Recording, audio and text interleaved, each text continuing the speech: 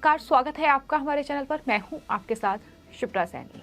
महाराष्ट्र में केंद्रीय जांच एजेंसी सीपीआई का ताबड़तोड़ एक्शन जारी है। आपको बता दें, सीपीआई ने यस बैंक और डीएचएफएल मामले में शाहिद पलवा और विनोद गोयनका के ठिकानों पर ताबड़तोड़ छापेमारी की है। फिलहाल महाराष्ट्र से ये बड़ी खबर सामने आ रही है कि मुंबई और पुणे में लगभग 8 जगहों पर सीपीआई की ये रेड चल रही है और इसमें एक नामी बिल्डर अविनाश भोसले का नाम भी सामने आया है। उनके ऑफिस और आवास पर भी सीपीआई रेड कर रही है। आपको ये बता दें कि अविनाश भोसले एक जाने माने बिल्डर हैं और मुख्यमंत्री उद्धव ठाकरे और साथ ही एनसीपी चीफ शरद पवार के करीबी माने जाते हैं। फिलहाल जिस मामले में ये छापेमारी हो रही है, पूरा मामला बैंक फ्रॉड केस से जुड़ा हुआ है और इस पूरे मामले में ही सीपीआई ने ये बड़ा एक्शन लिया है। आपको ये बता दें कि इस बैंक फ्रॉड केस में अविनाश भोसले अब सीपीआई की रडार पर हैं। इससे पहले 2021 में ईडी भी उन पर शिकंजा कस चुकी है और उन पर पीएमएलए के तहत केस भी दर्ज किया गया था। लगभग 40 करोड़ रुपए की संपत्ति को ईडी ने उनकी जब्त किया था। तो एक बार फिर अविनाश भोसले जो हैं इस पूरे बैंक घोटाले में ईडी की रडार पर है। लेकिन सबसे बड़ी बात यह है कि जो छापेमारी फिलहाल सीपीआई की महाराष्ट्र में चल रही है वो इस साल की सबसे बड़ी छापेमारी मानी जा रही है, क्योंकि ये पूरा मामला यस बैंक और साथ ही डीएचएफएल जो कंपनी है उससे जुड़ा हुआ है। उसमें बड़ा घोटाला हुआ है, जिसके चलते केंद्रीय जांच एजेंसी सीपीआई फिलहाल महाराष्ट्र में ये ताबड़तोड़ छापेमारी कर रही है। फिलहाल जिन ठिकानों पर छापेमारी चल रही है उसमें शाहिद पलवा और विनोद गोयनका के ठिकानों पर भी सीबीआई रेड कर रही है। और बड़ी खबर यह है कि दरअसल शाहिद पलवा जो हैं वो दाऊद के करीबी हैं और साथ ही 2010 में जो 2G स्पेक्ट्रम घोटाला हुआ था उसमें भी शाहिद पलवा आरोपी हैं। तो ये तमाम शख्स हैं जिनके ठिकानों पर सीपीआई लगातार छापेमारी कर रही है और कुल 8 ठिकानों पर सीपीआई फिलहाल तलाशी ले रही है। और इस मामले में अभी हाल ही में एक और बिल्डर संजय छाबड़िया को भी गिरफ्तार किया गया था। ये गिरफ्तारियां यस बैंक और डीएचएफएल घोटाले को लेकर की गई हैं। संजय छाबड़िया रेडियस ग्रुप के प्रमोटर हैं और सीपीआई ने 15 फरवरी को संजय छाबड़िया और उनकी कंपनी के 15 ठिकानों पर छापेमारी की थी। इसमें मामले से जुड़े कई अहम दस्तावेज भी केंद्रीय जांच एजेंसी सीपीआई के हाथ लगे थे। सीपीआई ने आरोप लगाया है कि संजय छाबड़िया जांच में सहयोग नहीं कर रहे हैं। अब केंद्रीय जांच एजेंसी मार्च 2020 से इस मामले की जांच कर रही थी और कल संजय छाबड़िया को गिरफ्तार कर लिया गया। लेकिन उसकी गिरफ्तारी के बाद अब इस तरीके से महाराष्ट्र में ये ताबड़तोड़ एक्शन जारी है, जहां न सिर्फ बिल्डर अविनाश भोसले सीपीआई की रडार पर आ चुके हैं, उनके ठिकानों पर सीपीआई रेड कर रही है। और सबसे बड़ी बात यह है कि अविनाश भोसले के महाविकास अघाड़ी सरकार के नेताओं के साथ घनिष्ठ संबंध हैं। एक जाने माने बिल्डर हैं, लेकिन अलग अलग घोटालों में भी फंस चुके हैं। न सिर्फ सीपीआई ने अब एक्शन लिया है, बल्कि इससे पहले ईडी भी उन पर एक्शन ले चुकी है। फिलहाल आपको बता दें, जिस यस बैंक और डीएचएफएल धोखाधड़ी मामले में ये जांच सीपीआई की चल रही है, दरअसल ये पूरा मामला यस बैंक और डीएचएफएल धोखाधड़ी मामले में सीपीआई के अलावा ईडी भी इस पूरे मामले की जांच कर रही है। ये मामला यस बैंक के फाउंडर राणा कपूर के अपने पद का गलत इस्तेमाल कर डीएचएफएल को फायदा पहुंचाने से जुड़ा हुआ है। दरअसल यस बैंक ने डीएचएफएल के डिबेंचर में करीब 3,700 करोड़ रुपए निवेश किया और बदले में राणा कपूर और उनके परिवार ने इसका निजी लाभ उठाया है। सीपीआई ने इस पूरे सिलसिले में मार्च 2020 में मामला दर्ज किया था। सीपीआई ने धोखाधड़ी और आपराधिक षड्यंत्र का मामला दर्ज किया। साथ ही इस मामले में आपको बता दें, सीपीआई भ्रष्टाचार को लेकर भी जांच कर रही है। दूसरी तरफ ईडी भी इस पूरे मामले में छानबीन कर चुकी है, जहां अविनाश भोसले जो हैं वो न सिर्फ ईडी के रडार पर हैं, बल्कि अब सीपीआई की रडार पर भी आ चुके हैं। और माना जा रहा है कि इस पूरे घोटाले के तार जो हैं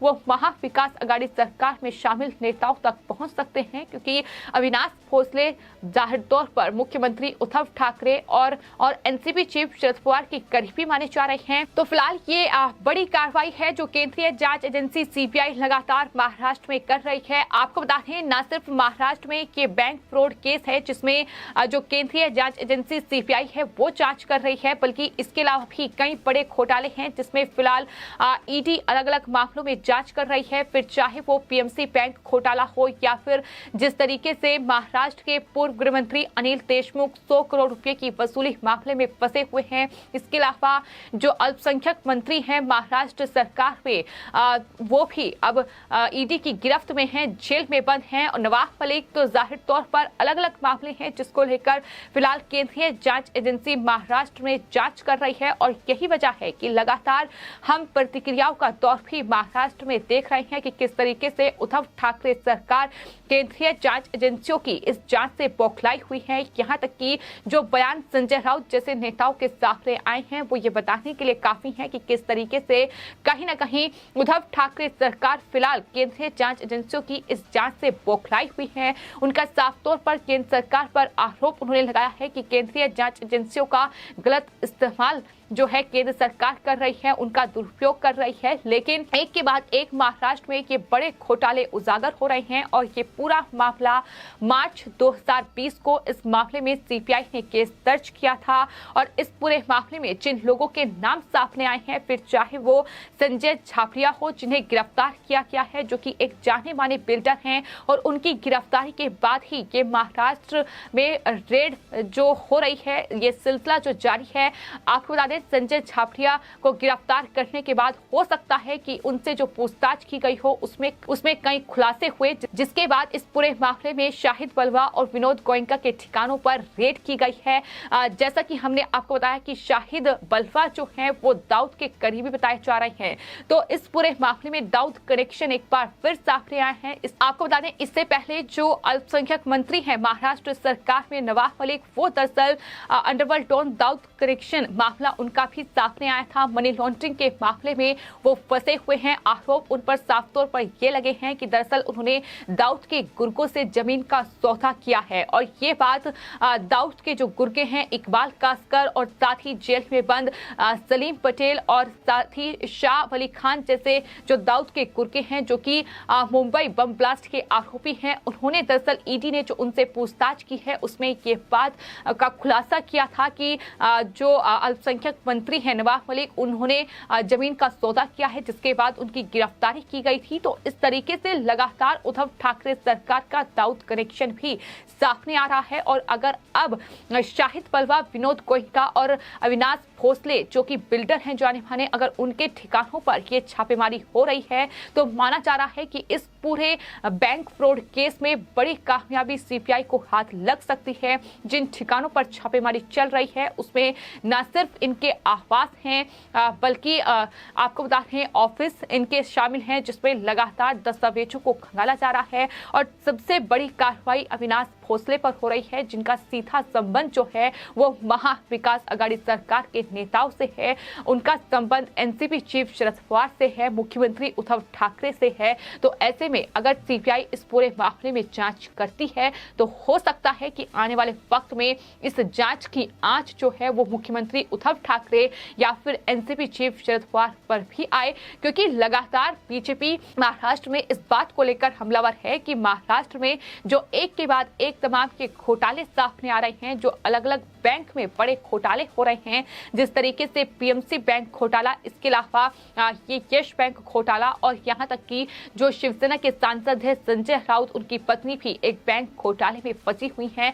तमाम अलग अलग मामले सामने आ रहे हैं, सहकारी बैंक में घोटाले हुए हैं। तो आखिर इन घोटालों के आका कौन है, ये सवाल लगातार बीजेपी की ओर से दागा जा रहा है। तो फिलहाल ये बड़ी रेड सीपीआई की महाराष्ट्र में चल रही है और कहा जा रहा है कि ये इस साल की सबसे बड़ी रेड है। जिस तरीके से तमाम बिल्डर्स के ठिकानों पर छापेमारी हो रही है, उन तमाम ठिकानों पर छापेमारी हो रही है जिनके कनेक्शन दाऊद से है, फिर चाहे वो शाहिद बलवा हो और यहाँ तक कि जो अविनाश भोसले जो कि बिल्डर हैं जाने माने, जिनके एनसीपी के साथ घनिष्ठ संबंध हैं, उनके ठिकानों पर छापेमारी हुई है। इसके अलावा जिस संजय झाबड़िया को गिरफ्तार किया गया है, आपको ये बता दें जिस संजय झाबड़िया को गिरफ्तार की सीपीआई ने किया है वो रेडियस ग्रुप के मालिक हैं और उनके परिसरों की तलाशी भी सीपीआई ने ली थी। और आपको ये बताते हैं कि पूरा मामला जो है वो रेडियस डेवलपर्स जो कि कंपनी है उस पर DHFL का करीब 3000 करोड़ रुपए का बकाया है और इस सिलसिले में